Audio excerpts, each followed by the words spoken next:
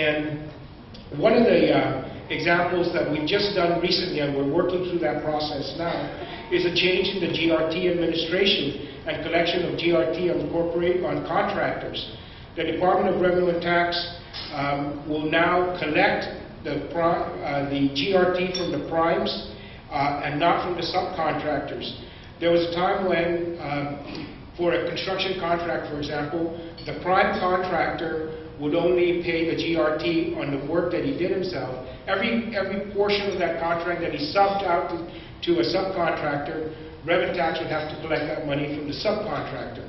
So on one contract, we may end up having to monitor and look for 8, 10 individuals or companies to have them pay that 4% GRT. We've kind of reversed that now, and that the prime contractor would pay the 4% on the entire contract, and then the subs are now exempt from having to pay on the subcontract from that prime contract. Which means revenue tax looks for one taxpayer with every contract, makes it more efficient, makes us easier to track. The military's been very, very supportive on this.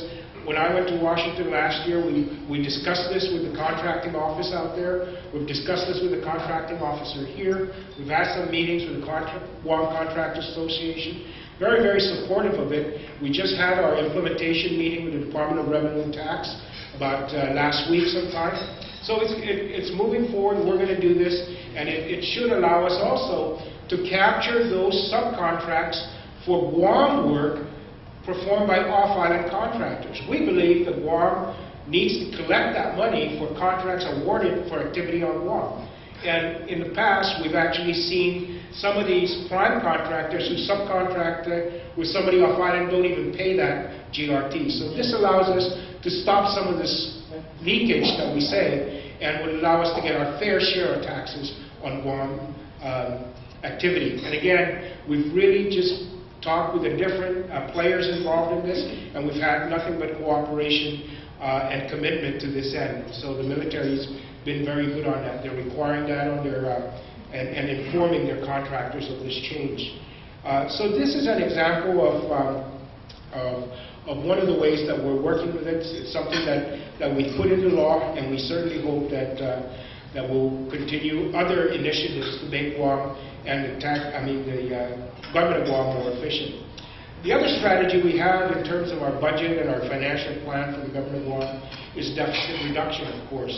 We know that with the deficit comes interest payments, and with interest payments you have capital that's sucked out of the requirement for regular operating expenses or capital improvement expenses.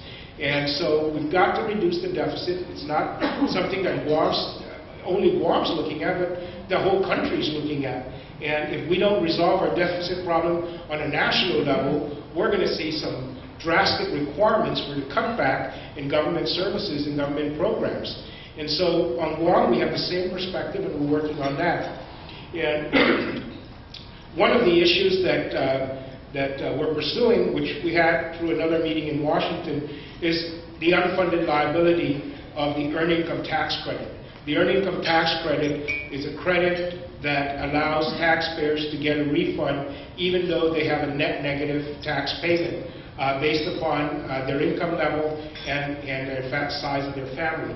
On Guam, right now, we pay out about $100 million in income tax return refunds to Guam taxpayers.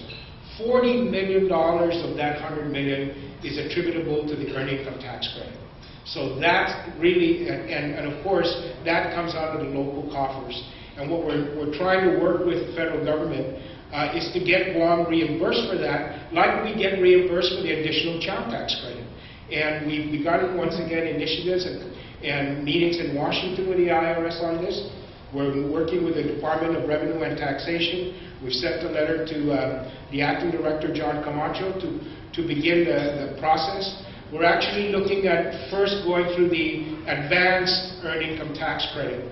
And this is a credit that will be allowed to be taken by the worker to be paid from his employer on a bi-weekly basis. So rather than waiting for the year end, when you file your refund to get that additional child tax credit, there's the advanced earned income credit, where you can actually get it on a per pay period basis.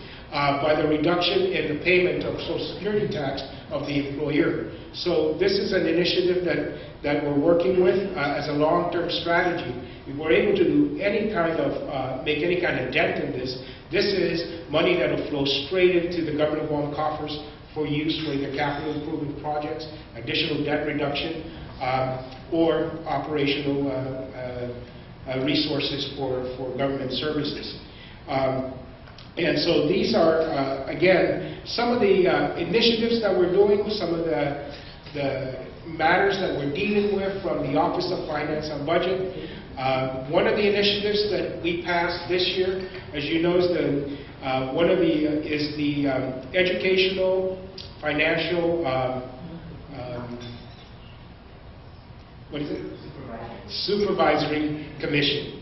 Now, this is, the Department of Education takes up half the government of Guam budget. And we have seen over the years the Department of Education saying we didn't get our money from, BBMR or DOA, or they didn't release this, they didn't release that. And so one of the initiatives that I work with and sponsored and put into place is the Educational Finance Supervisory Commission. And the commission is charged with reviewing the operational budget plus the appropriated budget of the Department of Education, comparing that to actual expenditures and actual budget, and tasking then a group of individuals within our government to develop this work with the Department of Education. And every time they deviate from that budget on a percentage basis, then they have to update their plan on how to deal with that, so that we don't run into a crisis as saying we're all going along fine, 8 months out of the year because the appropriation is enough to cover it, and then we'll find we're short the last quarter. It's like every month they would look at this, review it, and when they see a deviation, then they're placed on a watch, like a credit watch, much like what Moody's would do to the government bonds and so forth. And then when they're placed on a watch, then the superintendent has to develop and implement a plan to address that issue now, not 6 months or 8 months from now, but now, and then it goes for review before that. We put this in place. We've had meetings all along. We've just issued the first rating for the Department of Education. That letter hopefully will be delivered to the board and the superintendent this afternoon. And again, this is kind of like our third-party receiver for the federal programs to make sure they're spending the money. This is something we came up with out of our Office of Finance and Budget, even prior to that federal receivership requirement, because we knew that unless we got everybody involved in the process, we're going to continue to point fingers and say the governor didn't give us the money, the legislature didn't give us the money. Now we know this is the money you have, this is the plan for the expenditure. When you run into a problem, you've got to make adjustments today and not wait and point fingers later on. So I just wanted to kind of give you an update on some of these initiatives that the legislature, the Office of Finance and Budget, which is under my direction, and the legislature and the Committee on Appropriations is doing with looking at our government finance, our structures, our programs, and issues that affect the stability of this government and our ability to continue to operate and deliver the services that you deserve. So I'm open to any questions you may have.